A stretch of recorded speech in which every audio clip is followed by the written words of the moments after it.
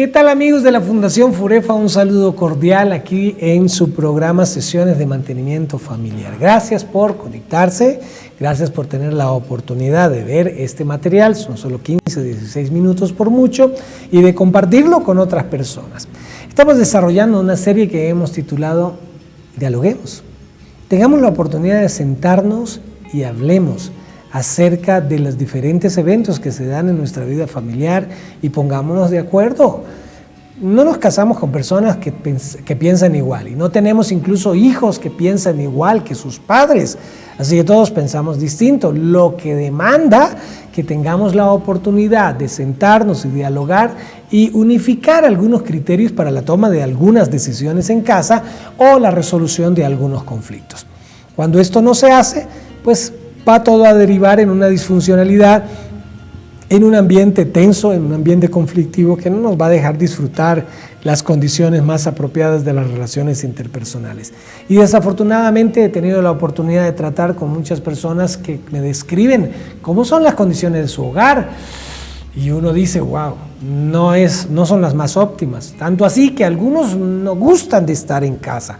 Prefieren estar afuera con sus amigos, prefieren estar, no sé, jugando, bebiendo, haciendo cualquier otra actividad, pero no estar en su casa para estar escuchando la cantaleta o para estar viviendo la ingratitud, la indiferencia, la indisposición, la desidia de algunos de los miembros de la familia. Y por eso algunos, cuando salen de la casa, prefieren estar todo el día fuera de casa y cuando regresan a casa, regresan a un paso lento, tratando de retardar la llegada y tratando de esperar que cuando lleguen las personas con las que está teniendo diferencias ya estén dormidas para no tener que toparse con ellos. Y esto pues evidentemente no es la condición más saludable para nuestra vida familiar. Por eso hemos venido desarrollando, hoy es el 11º episodio, 11º episodio de esta serie que hemos titulado Dialoguemos.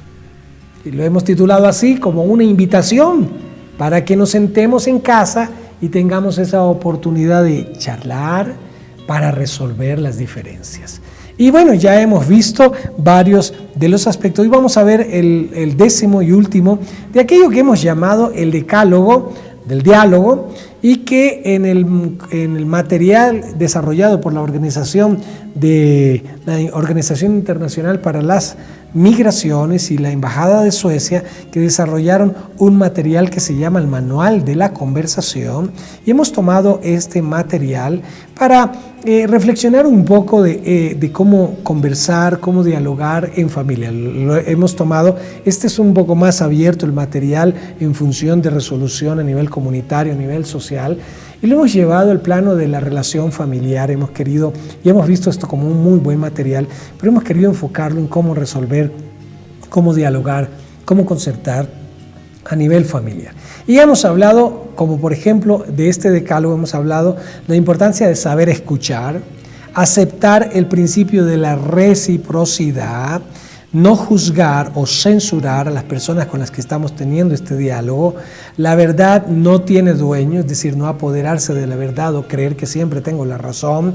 Respetar la catarsis. Todos los que dialogamos tenemos una emocionalidad y los temas pueden ser álgidos y no puedo entrar en una actitud de eres una niña porque estás llorando, desde maduro, estas cosas. Hay que dar lugar y comprender la expresión que cada uno tiene emocionalmente. Establecer también, en sexto lugar, turnos sin perder la fluidez, lo que permitirá que cada uno tenga la oportunidad de hablar con el equitativo tiempo, porque todos han tenido el mismo tiempo, y que haya esa fluidez, esa tranquilidad de poder expresarme sin temor a ser reprochado, sin temor a ser criticado por lo que voy a opinar, ¿sí?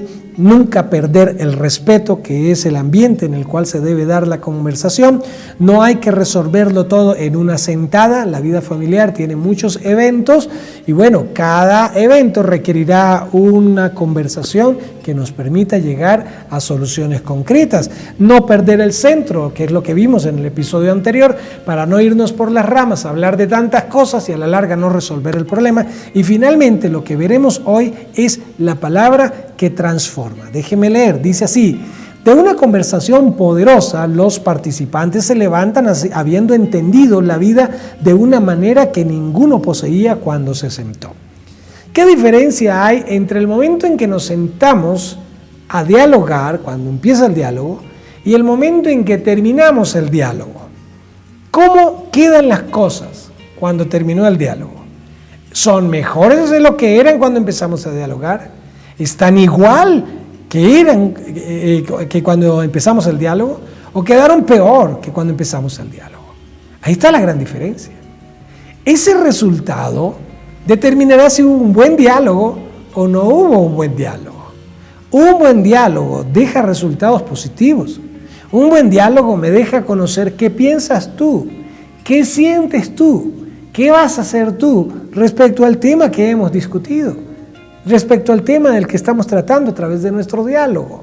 Eso es un buen resultado, cuando yo conozco lo que el otro piensa y lo respeto.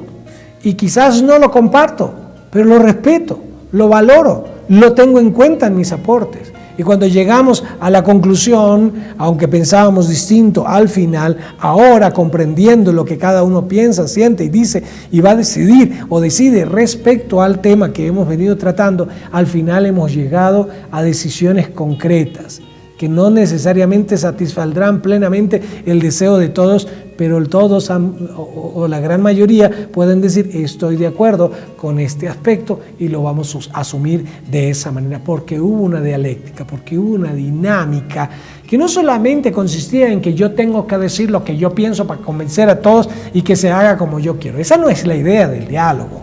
La idea del diálogo es yo estoy aquí para escucharles, comprenderles, articular lo que opinan con lo que yo opino, voy a exponer lo que opino, a también aceptar a las observaciones que ustedes tienen acerca de lo que yo opino, y esa dinámica va a permitir que yo sea más maduro en la comprensión del tema, que yo pueda replantear mi posición, porque yo pensaba las cosas de una manera, pero ahora que escucho las perspectivas de los demás, me veo en la necesidad de corregir mi perspectiva, porque no tenía toda la información, porque yo no pensaba las cosas que me dijeron, y ahora que las pienso, he pensado mejor las cosas, y ahora puedo decir estoy de acuerdo, yo desisto de lo que yo estaba pensando y yo apoyo esta decisión, o puede suceder lo contrario, ok, mira, esta posición que yo acabo de exponer, la he expuesto, esto ha arrojado suficiente luz para que algunos vean que su posición no es la más precisa, pero asumo este triunfo, lo voy a meter entre comillas, porque no es una pelea, no es una competencia, pero asumo esto con toda humildad, no con, los convencí, es que yo sí tenía la razón y los convencí de que yo tengo la razón, porque cuando asumimos esta actitud nos vendemos la idea de que siempre vamos a tener la razón, y en próximas conversaciones vamos a inclusive tratar de convencer a los demás en una cosa que yo creía que tenía la razón y no tengo la razón, así que también este ejercicio debe ser asumido con entera humildad. Dice el material, por eso es una experiencia tan enriquecedora. No se trata de que alguien le enseñe al otro, sino de que los conversadores comprometidos con una palabra respetuosa y centrada logren hacer brotar una nueva visión del futuro. Y esto me parece fantástico. ¿Cómo pienso antes de sentarnos a dialogar y después, cuando terminó el diálogo, cuánto cambió mi pensamiento? ¿Lo enriqueció? Mis emociones, ¿cómo quedaron después del diálogo? ¿Quedé contento? Puede que no se tomó la determinación que yo había propuesto, pero quedé satisfecho, quedé contento, porque la determinación final termina enriqueciendo a todos, nos edifica a todos, nos beneficia a todos en casa.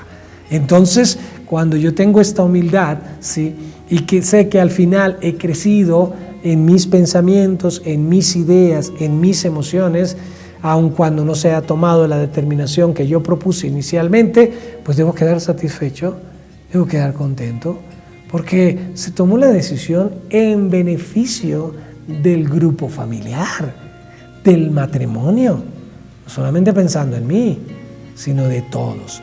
Y si eso sucedió, Quiere decir que estamos aprendiendo a dialogar, estamos aprendiendo a conversar, estamos teniendo herramientas para llegar a soluciones concretas. Cuando esto no quedó así, cuando el resultado final es una indisposición, es un yo no me quiero volver a sentar con ustedes porque ustedes no tienen en cuenta mis opiniones, porque no se hizo como yo quería, bueno, hay un poco de soberbia en ese tipo de actitud. Y por otro lado, vamos a tener polarización en la familia, porque si yo quedé mal y después a solas vengo a hablar con otra persona para convencerla de mi posición y de pronto lo logro y entonces ya los dos estamos en desacuerdo con los otros miembros de la familia que no están de acuerdo y vamos a generar un malestar.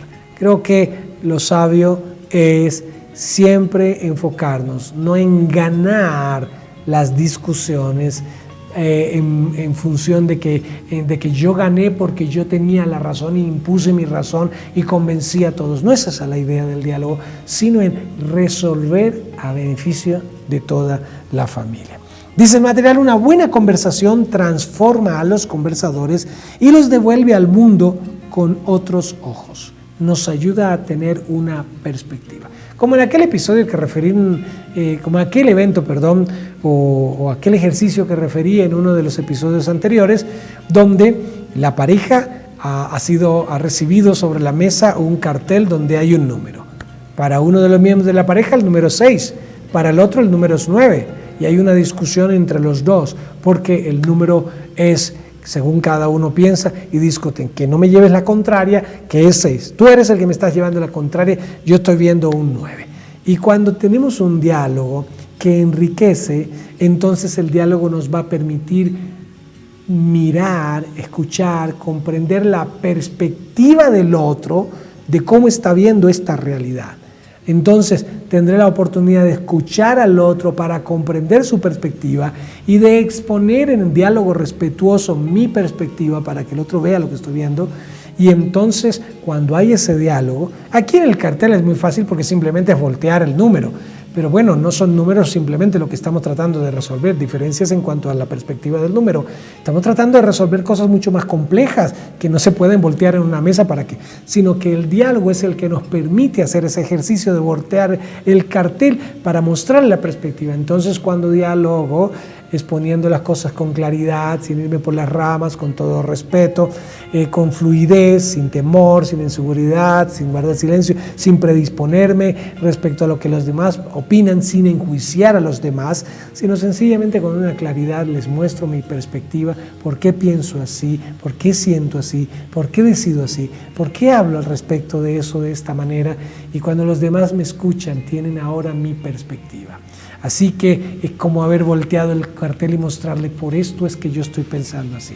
Cuando ellos se enriquecen o cuando ellos me lo exponen y yo enriquezco mi posición con la exposición de ellos, entonces tengo más objetividad para observar la circunstancia que nos rodea y más pertinencia en mis opiniones, decisiones y sugerencias. Así que esto va a ser mucho más favorable. Y entonces terminamos esta hermosa serie de Dialoguemos. Bueno, terminamos en este episodio porque yo quiero que en el próximo episodio hablemos un poquitico de los enemigos del diálogo, porque hay ciertos hábitos, ciertas costumbres. Con estos 10 puntos, lo que hemos venido haciendo es, identifiquemos cuáles son los elementos claves, las cosas que necesitamos hacer, las cosas buenas, los aspectos positivos que debemos tener en cuenta, los principios de un diálogo saludable, un diálogo correcto, de un diálogo productivo que trae soluciones.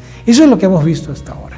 Pero en el próximo episodio, que será el último de esta serie, vamos a ver cuáles son los enemigos, ciertas costumbres, ciertos hábitos que tenemos para el diálogo y que desafortunadamente causan desastre. Yo creo que si necesitamos una higiene para una buena salud física, ¿sí? Necesitamos una buena higiene en salud mental, una buena higiene en salud emocional, eliminando emociones tóxicas, pensamientos inadecuados. Creo que también tenemos que tener una buena higiene en cuanto al diálogo, la comunicación se refiere. El poner en práctica estos 10 principios que ya hemos estudiado hasta el día de hoy, ¿sí?, seguramente va a traer unos buenos resultados. Pero nosotros venimos con ciertas costumbres, con ciertos hábitos, que si los permitimos entrar en nuestros momentos de diálogo, pues van a intoxicar el diálogo y no nos van a dejar obtener los buenos resultados. Así que en nuestro próximo episodio lo que vamos a hacer es identificar qué costumbres tóxicas tengo yo, y digo tóxicas porque van a hacer daño a mi gestión de comunicación y diálogo con los miembros de mi familia, para identificarlos y poder trabajar en su respectiva superación. Lo veremos en el próximo episodio. Muchas gracias por su atención, un abrazo para todos. Nos vemos en el próximo episodio de Sesiones de Mantenimiento Familiar.